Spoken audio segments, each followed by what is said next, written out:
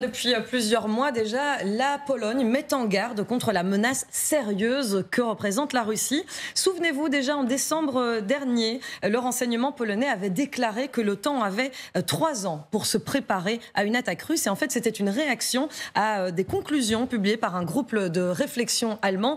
Ces conclusions, lisons-les ensemble. Il faudrait 6 à 10 ans à la Russie pour reconstruire son armée au point d'oser attaquer l'OTAN. Et la semaine dernière encore, le ministre polonais de la Défense a mis en garde contre les risques d'un conflit ouvert entre son pays et la Russie. Il nous dit ceci: il ne faut pas s'habituer à la guerre, mais il ne faut pas l'oublier. La situation est vraiment très grave et de plus en plus de pays le ressentent. Ce ne sont pas des paroles en l'air, je pèse chacun de mes mots. Et Katarina, la Pologne joint le geste à la parole. Et depuis plusieurs mois également, puisqu'on l'a vu depuis le début de la guerre, la Pologne, premier soutien de Kiev, doit-on le rappeler, s'est lancée dans une frénésie d'achat militaire. Le gouvernement a passé des contrats d'armement pour plusieurs milliards d'euros en justifiant ses dépenses, comme ceci par exemple. Regardez, équiper individuellement un soldat avec du matériel neuf et de la plus haute qualité est pour moi un changement très important qui doit avoir lieu. Là aussi, le ministre polonais de la Défense. L'armée polonaise ne s'en cache pas. Elle ambitionne réellement de devenir la première puissance militaire européenne. Et ça n'est pas neuf. Elle va même un petit peu plus loin. Elle, pour la première fois, cite le mot interdit, le mot arme nucléaire. Elle le cite, elle le prononce, mais surtout, elle l'envisage. Plus encore, l'acquisition de l'arme nucléaire serait un véritable défi pour les prochaines années. C'est du moins l'avis du général polonais Jarosław Kraszewski, interviewé par la radio polonaise RMF. On va l'écouter. Disposer d'un tel arsenal est considéré comme étant le plus grand défi de ces prochaines années. Et j'espère que cela se produira. Je veux dire que nous ferions alors partie d'une sorte de programme de partage nucléaire. Il me semble que le développement de cette technologie et son entretien sont incroyablement coûteux. La question est de savoir s'il existe des possibilités de le faire. Mais vous savez, à mon avis, la paix et la sécurité n'ont pas de prix. Nous sommes donc sur le point de nous établir comme un pays qui utilise le nucléaire. Oui, un pays qui utilise le nucléaire, mais vous l'avez entendu, il dit bien, enfin dans une sorte de programme de partage nucléaire. C'est pas une sorte de, le partage nucléaire existe au sein de l'OTAN. Pendant la guerre froide, les États-Unis ont déployé des armes nucléaires sur plusieurs bases aériennes pour crédibiliser quelque part leur posture vis-à-vis de l'Union soviétique, mais aussi pour rassurer les alliés. Et regardez, on le voit aujourd'hui, la Belgique, l'Allemagne, l'Italie, les Pays-Bas et la Turquie accueillent près de 140 armes nucléaires.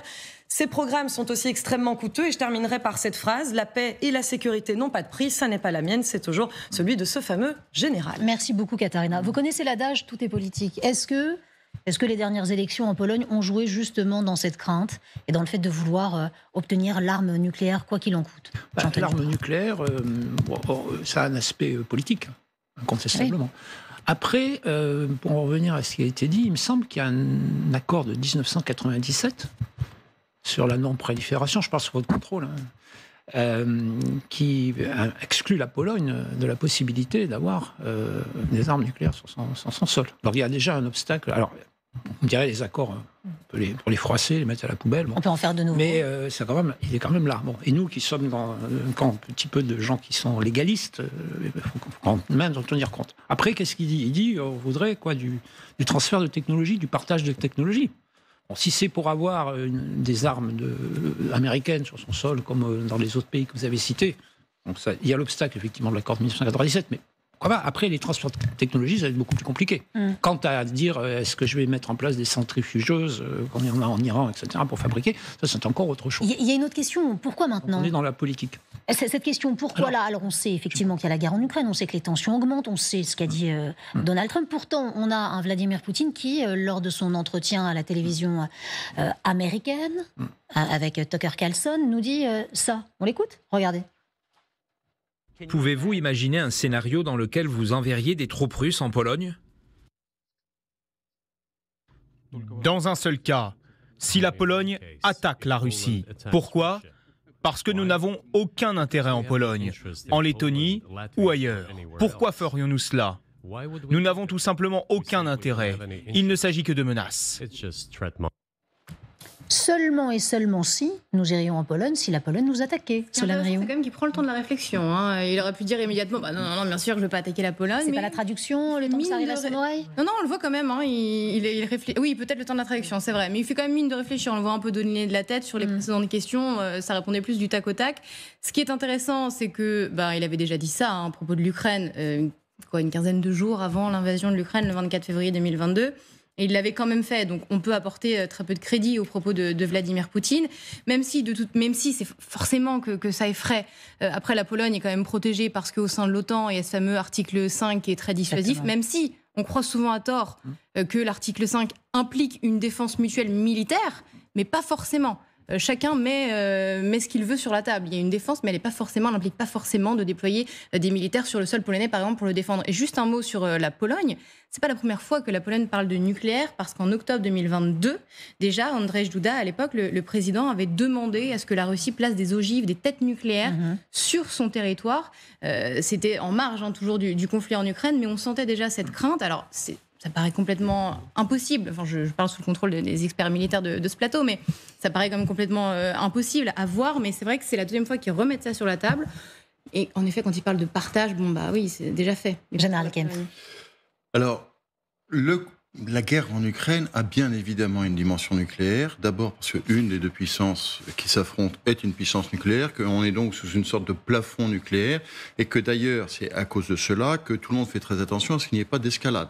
Et que d'ailleurs, il n'y a pas de co-belligérance, et que nous autres, Européens et Américains, faisons très attention à soutenir les Ukrainiens sans être en co-belligérance, parce qu'en face, c'est juste la première puissance nucléaire du monde, au moins en nombre d'ogives. Première chose.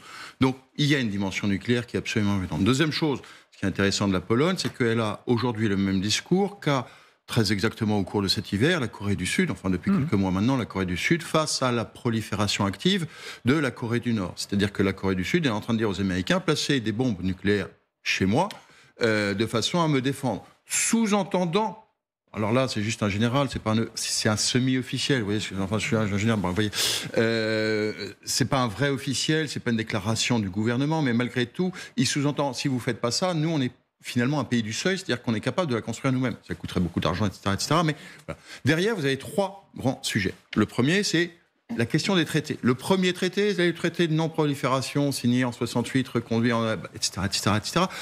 Les Occidentaux, et notamment les pays dotés que sont les États-Unis, la France et la Grande-Bretagne, chez les Occidentaux, ne peuvent pas admettre qu'il y ait une violation aussi flagrante du TNP, parce que sinon c'est autoriser l'Iran et la Corée du Nord. Si vous voulez. Et donc à partir du moment où on dit à l'Iran, vous n'avez pas le droit de monter, on ne va pas autoriser la Pologne à monter. Pour vous, ça c'est impossible. Que donc juridiquement, il n'y aura aucun soutien de la part des partenaires occidentaux à la Pologne pour ce sujet-là. D'accord. Pour qu'elle la développe elle-même. Je précise. D'accord. Deuxième chose, vous parliez de traité, effectivement, au moment des négociations 4+2 de réunification allemande, etc., l'OTAN s'était engagée avec l'URSS de l'époque à ce qu'il n'y ait pas d'armes nucléaires sur les territoires est-allemands et par extension sur tous les éventuels pays qui viendraient. Donc il y a aussi des accords, des traités européens de non-extension. Et puis, troisième chose, la Pologne bénéficie, je suis désolé d'un peu long et technique, mais la Pologne bénéficie déjà aujourd'hui de l'ombrelle nucléaire de l'Alliance Atlantique, donc des Américains. Les 5 pays que vous avez cités, madame, c'est justement pour forcer finalement un couplage transatlantique. Et on revient à la discussion de tout à l'heure sur Trump. Pourquoi est-ce qu'il y a eu des GI en Europe pendant toute la guerre froide et pourquoi on a inventé ce système de la double clé ? Je rappelle que c'est un système de la double clé, c'est-à-dire qu'à la fin, la décision revient toujours aux Américains. Eh bien, c'est pour forcer finalement les Américains à venir nous défendre, nous, en Europe. Et peut-être que c'est ça, finalement, que souhaiterait la Pologne, c'est-à-dire d'aller au-delà des restrictions d'il y a 20 ans, de façon à s'adapter à la situation géopolitique actuelle et à obtenir un système de double clé et donc d'être le 6e pays. C'est peut-être ça l'enjeu, mais ça va être compliqué, je pense. Dans une situation géopolitique compliquée où tous les yeux sont rivés aussi vers les États-Unis. C'est ce dont on parlait tout à l'heure et notamment Donald Trump. Vous avez parfaitement raison. Jean-Antoine Duprat, on parle de double clé. Vous l'avez dit très justement, à la fin, c'est l'Américain qui a la clé qui va ouvrir ou qui va fermer. Donc, c'est qui va donner le feu vert, si je puis dire. Voilà. Donc ça, c'est effectivement un vrai problème. Parce qu'effectivement, si Trump arrive, le système américain, bon, il n'est pas le seul à décider, il n'est pas le seul non plus à appuyer sur le bouton dans le système américain. Enfin, il y aura une vraie difficulté. Ceci dit, puisqu'on parle de Trump, je sors un peu du nucléaire, mais il faut qu'il réfléchisse, lui qui a écrit un livre sur le deal. Les Américains vendent quand même beaucoup d'armement aux Européens, en particulier aux Polonais. Donc, se retirer de l'OTAN, certes, mais il y a aussi des contreparties, des contreparties business.